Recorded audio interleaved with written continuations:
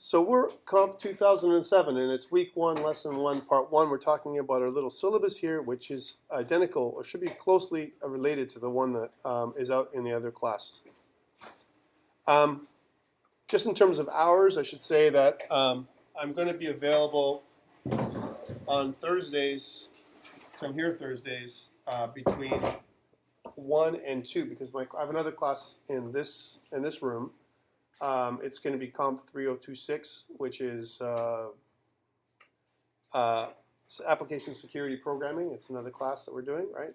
Actually, that class we're doing ASP.NET MVC 5 with Web API and all this other stuff that we're doing in that one. That's another one we're doing in this class, right? So I'll be here the whole time. Worst case scenario, you could still hang out if you have nothing better to do, right? I'm not going to kick you out, although there are 28 people in that one, right?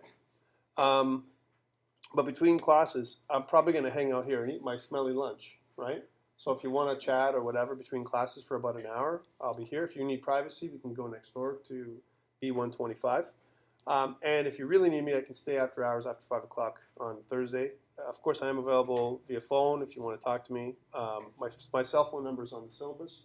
I'm going to populate all this stuff, as I normally do, up on Blackboard, typically within a day or so. Right? And I do the same thing with the videos. Now that I'm doing the video, for those people who've never seen me or haven't had me before, or it's been a while, that's what I do. I kind of populate within a day or so. I kind of put it up, right? So this is not a bad book. This book here, Beginning ASP.NET 4.51. We're going to be talking about part of the course is us talking about ASP.NET web forms, that kind of piece, right? We're not going to be touching MVC. That's another course, like I said, right? And the reason for that is because 70% of employers still use ASP.NET web forms, right? So if you get ASP.NET web forms, you can work at the banks, you can work in the government, you can do all kinds of stuff. That's the main thing that they use. How you doing? If I can get you to sign in, please. And so that's what they do, right? So that's why we're going to be doing that. Like I said, so from an organizational perspective, there are going to be several tests and labs and so on. We're supposed to have our first lab today, and we'll have something for you guys to do today in class that you guys can hand in next week. It's a lab, it's not an assignment, right? Let's take a look at this. So assignment 1, which is our first assignment coming up, is 20%. The midterm exam is only 15%, which is good, right? And then assignment 2, which is after the midterm, obviously, is 30%, so it's a bigger assignment. It's kind of been broken up into a couple parts. There's kind of 2A and 2B, right? So we'll discuss that as we get closer. My intent is to try and put whatever I can up. I want to kind of time it with Rich, so that way I don't put stuff up before he does, and then you're like, hey, I got the assignment. Let's pass it to the other class. They got the assignment now. So I'm going to kind of talk to them about it, but make sure that we're all in line. And this is what happens when you kind of share a course with somebody. You have to kind of keep in line, right? It's different. If it was my course, I might run it at a different pace, right? Like this course I'm doing afterwards, at 2 o'clock today, it'll be run at my pace. So I'll probably run I'll drive people crazy, right? Like Lewis said, it's Tom assignments and Tom exams, right? And that's the way I run things. But for this one, I have to kind of go in line with what he's doing. Thanks, guys. You're back. Look at you. You're signing on your hand, right? Get it go. So that's why we have to run it the same way. How you doing? If I can get you to sign in, please. Thank you. So let's talk about organization. So we're going to be talking about the environment today, the .NET environment to be specific. I have a PowerPoint that I will put up online later on today, tomorrow. Again, so I do a couple things. I do PowerPoints. Rich doesn't, right?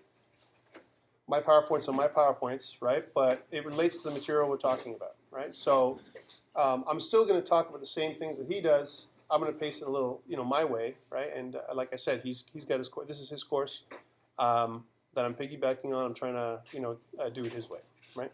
So this week will be we're going to cover chapters 1 and 2 from the book. So if you actually acquire the book, however you do, right? If you follow along, I'm going chapter by chapter, so it's not like you don't have a reference material to kind of relate to, right? So chapter 1 and 2 from this week, Next week, we're going to hit server controls and master pages, 4 and 5, chapter 4 and 5. So you're going to be kind of chugging along like that. The week after, user controls, your own custom user controls, and that we jump to chapter 8. Right now, there's a couple reasons for that. We expect you in this course to already know a little bit about HTML5, right? CSS3. Now, if you guys did the other course with me, COMP2007, Advanced Web Programming, then you should have a good basis for CSS, HTML5, and so on. And you should have already done other courses, yeah? Who hasn't done an HTML5 or CSS course? That'd be very bad if you were in this course doing that. So anyway, so there's a couple chapters in there that cover that. The way things look, consistent look and feel, all that kind of stuff is covered in some of the earlier chapters. I think chapters 6 and 7 kind of cover that. Then we'll move on to validation. Again, it's the way we do ASP.NET validation is slightly different than the way we do it with regular JavaScript and so on. We'll talk about that. And then there's going to be an intense 3 weeks of data, right? So it's going to start off. We're going to start off with chapters 12 and 13 on week 5. And what I mean by database, we're going to say, hey, let's bring in a database again. So we're going to kind of do the same thing we did with rapid application development. If you guys did that with Anju,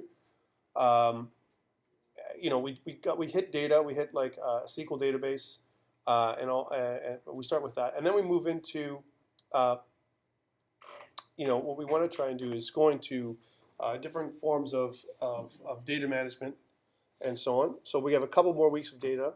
Entity framework we're going to hit probably week 14 or 15, right? So at least you have access to that. So I mean, it's a good. I mean, to be a web developer these days, you need to have access to data, and especially if you want to make your site dynamic and so on.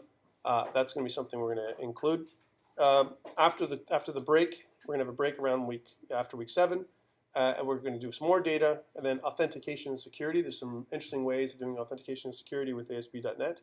Again, when I say authentication and security, we're going to kind of scratch the surface of what we need to do. I love it. It's every time. You know? Yeah, they know I'm in class, but they call anyway. Then we'll hit exception handling a little bit in week 10. In week 11, we'll hit AJAX and jQuery and how it relates to, not that we haven't done it before, but how it relates with ASP.NET. How do you connect AJAX and jQuery with ASP.NET? I put, for week 12, additional topics, and there's a reason for that.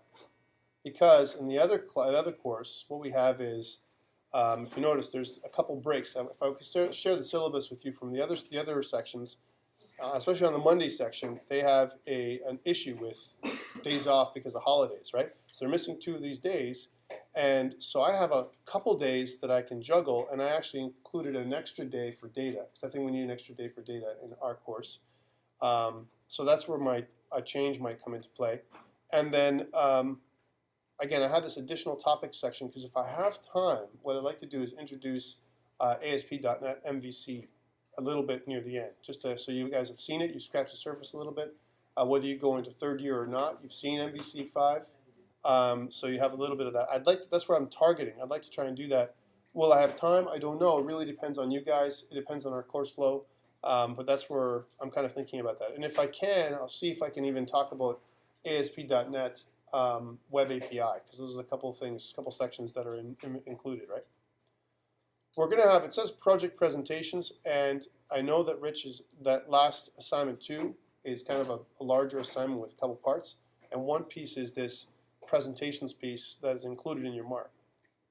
Then we'll have the final exam. So there's 2 exams, the midterm exam and the final exam. With any luck, we'll write these things together, so your exam and their exam will be very similar, if not identical. And really that's it in a nutshell for our plan, right? So any questions around this? Now there's a couple of assignments. If you notice, the first assignment, I'm probably going to give you week 4. If I don't run a lab today, I might run it next week, right? It doesn't matter. You'll still have labs. And if you think about it from a breakdown perspective, the lab assignments are worth 10%. So like a couple 5% assignments is what they are, right? So I know that Rich is planning to put a couple out, and what they are is basically something that we do in class, like almost like project-based learning, where you do something in class and then you produce it, and you upload it for the next day or the same day. So questions around this? All right. Who doesn't like ASP? Who's done ASP? I know one of us mentioned that you had a co-op with ASP.NET this week, this semester past, right? Anyone else do ASP.NET at all for web forms at all? You guys all did ASP, or sorry, you all did .NET with C#, right? Oh, look at this.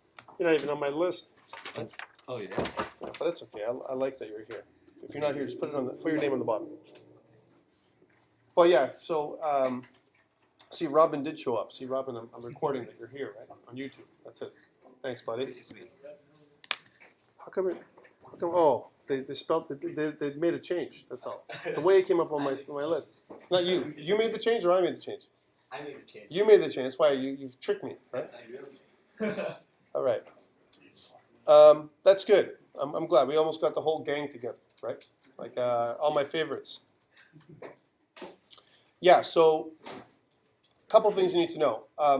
Just from, again, a course organizational perspective. I'm really moving towards this. I'm kind of pushing. This is where Rich and I are kind of pushing towards this cloud computing thing, right? I think it's really important you guys get into it, right? I think if you don't have any cloud computing experience, it'll be a detriment to you from a resume perspective. So you need to know cloud computing. So this semester, and traditionally what he does is he gets these Azure passes later on.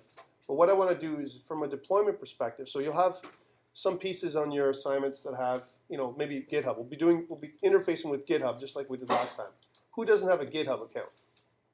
Well, I do, but I'm just saying, right? So you have to fix that. Ready? Right?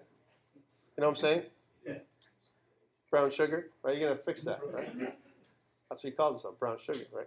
And now brown sugar, for the YouTube people, brown sugar, pared down his hair, so he looks even sexier than before, right? I can say that online, no problem.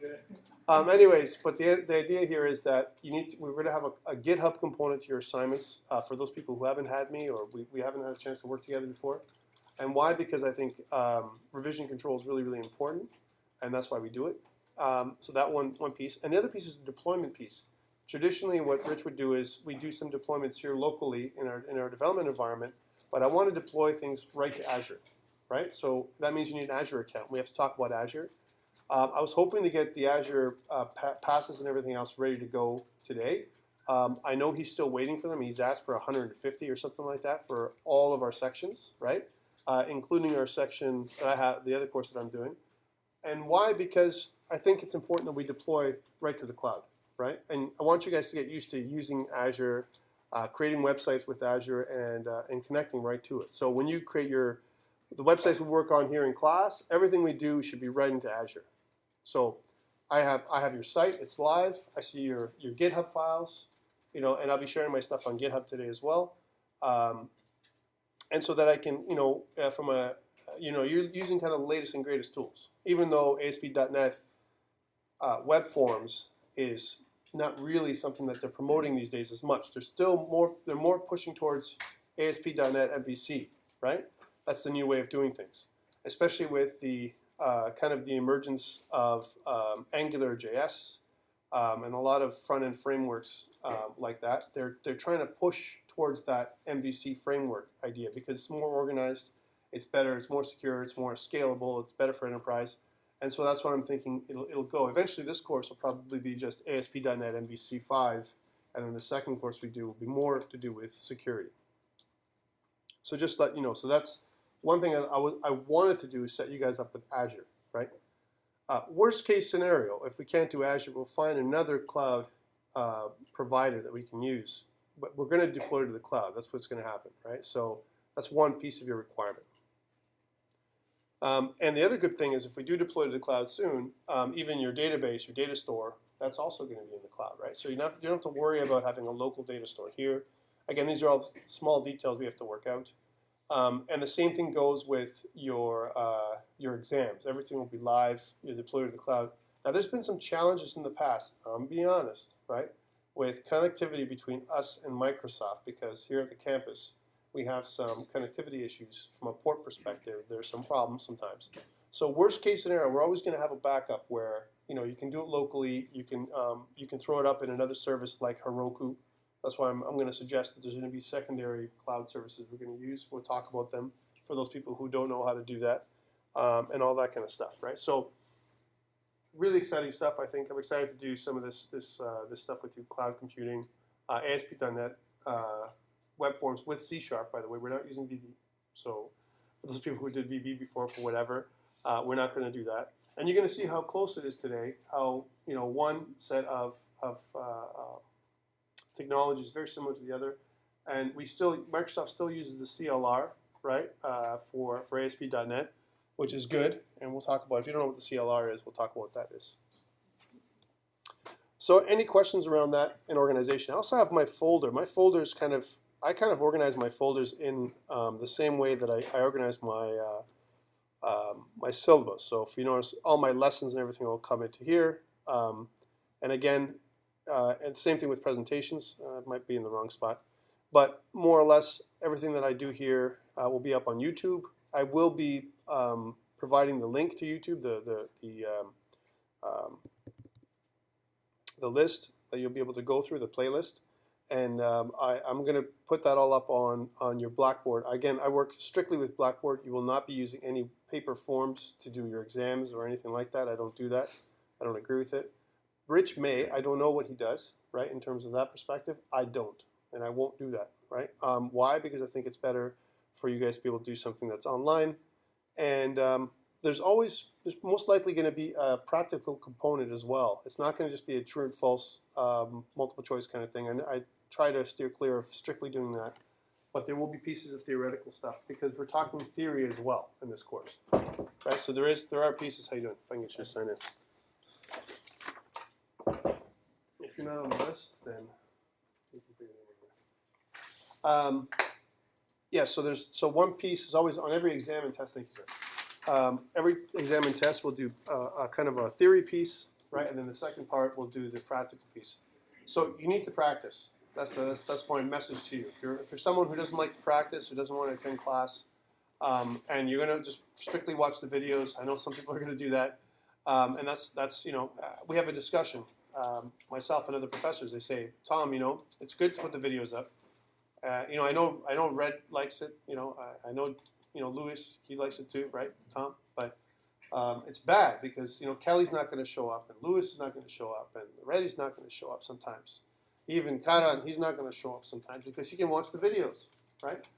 And my thing is this. I mean, to me, you have to learn your way, right? So even though I'm going to put stuff up on YouTube, everyone learns differently, and I think there's an opportunity for us to exchange questions here physically in class, and this is an opportunity for you to do physically what we're going to do.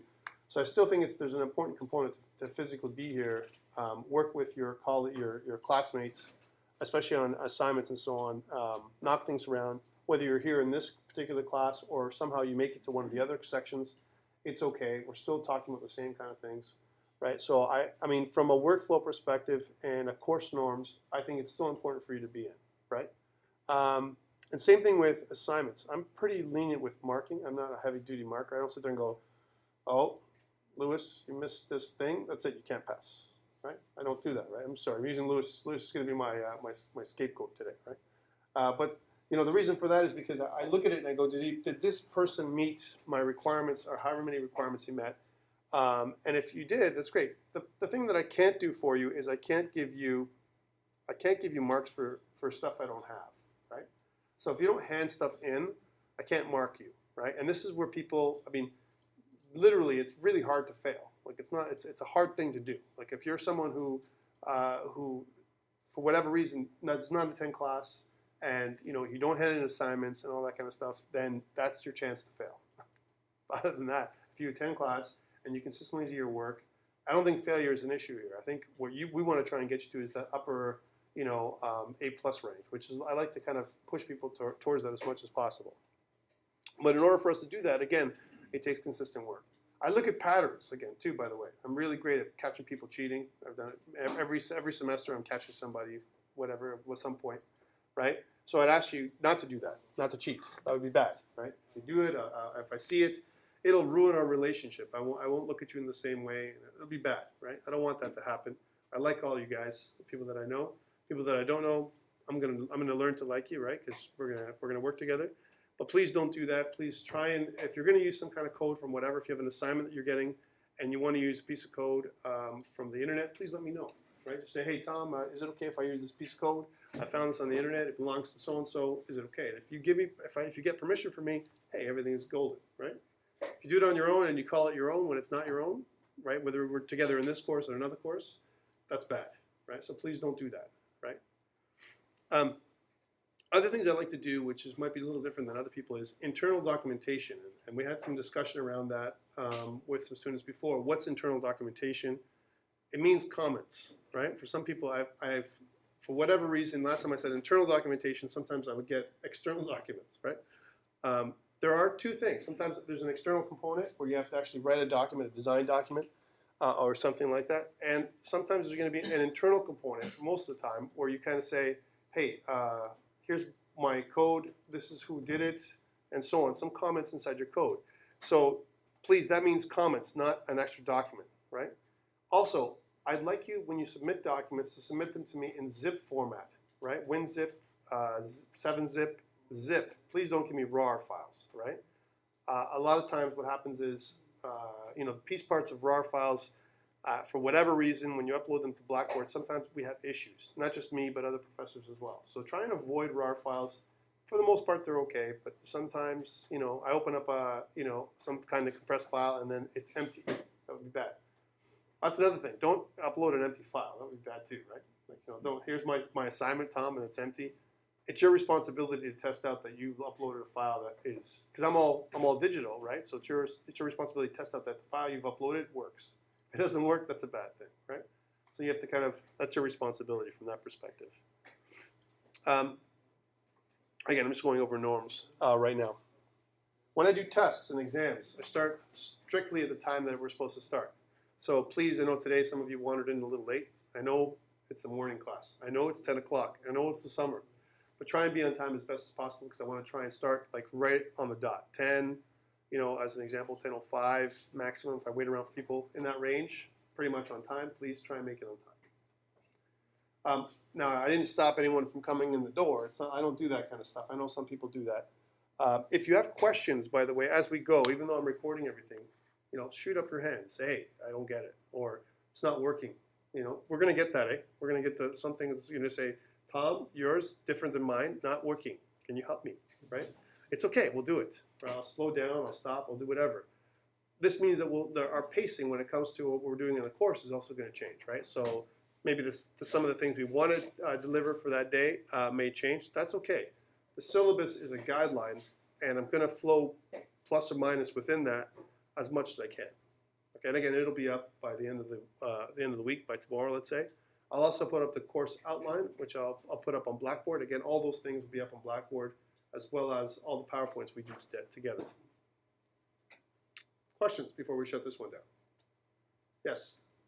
Will we be getting all of our assignments at the end of the class, like the last one? I'd like to try and get your assignments in as early as possible. So I had a bit of a load issue that time. By the way, I also work at the other college, right? I don't just work here, so I do that. I also have my own little company that I do as well. So I'm a busy guy. I am part-time, right? So even though I'd love to be here full-time and knock things off, that's a challenge for me. But my idea is that when I give you an assignment, I mark it and give it back to you as soon as possible. That's what I want to do. That's bad. That's a bad thing. Right? Thank you for that. Right? And I like the feedback, guys. It's better for you to give me blatant feedback if there's something that you didn't like when we were together last time. I want to be able to change and improve as we go. Myself, it's sometimes delivery. You plan things and then plan versus actual, a little bit different, right? And there's things that give you hiccups. Anyone else have anything like that? Please, and be free. This environment we're in. It's a safe environment, right? If you don't know something, it's better to put up your hand and say I don't know, right? Than not say anything at all, right? Okay, so let me just shut this one down, and we'll go on to the next piece, the environment piece.